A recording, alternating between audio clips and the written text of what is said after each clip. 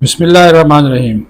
लें जी, राना सनाउल्लाह अब बनने जा रहे हैं सेनेटर और मियां मोहम्मद नवाज शरीफ सदर मुस्लिम लीग नून ने उनको सेनेट का बाकायदा टिकट जारी कर दिया है। ये जो नशिस्त है ये खाली हुई थी पीटीआई के सेनेटर एजाज चौधरी को सजा होने के बाद। उनको सानिया 9 मई में मुलव्वस होने की बिना पर 10 साल कैद की सज़ा सुनाई गई है। जुर्माना अलग से किया गया है। तो उनकी जो नशिस्त थी सेनेट की वो खाली हो गई थी।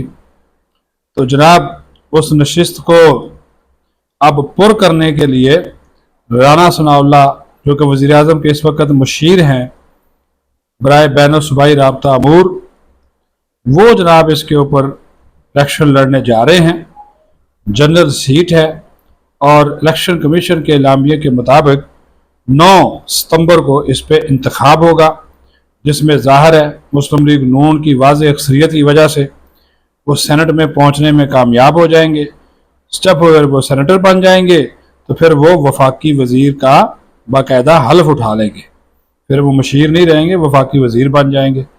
खबर और भी आपको बता दूँ, ये सेनेट का टिकट जो था ख्वाजा साद रफ़ीक को पहले उसकी पेशकश की गई, लेकिन साद रफ़ीक ने कल मियां मोहम्मद शहबाज शरीफ जो वज़ीर आज़म पाकिस्तान हैं उनसे मुलाकात के दौरान इस पेशकश को ठुकरा दिया और उन्होंने कहा कि मैं जनाब इस सिस्टम में शामिल नहीं होना चाहता, तो बराए मेहरबानी ये टिकट आप किसी और को दे दें। तो लिहाजा अब ये टिकट जो है वो जारी कर दिया गया राना सनाउल्लाह को और 9 सितंबर को इस पर इलेक्शन होगा, जिसके बाद फिर राना साहब जो हैं फैसलाबादी वो जनाब सेनेटर बन जाएंगे और सेनेटर बनने के बाद वो वफाकी वज़ीर का मनसब भी संभाल लेंगे।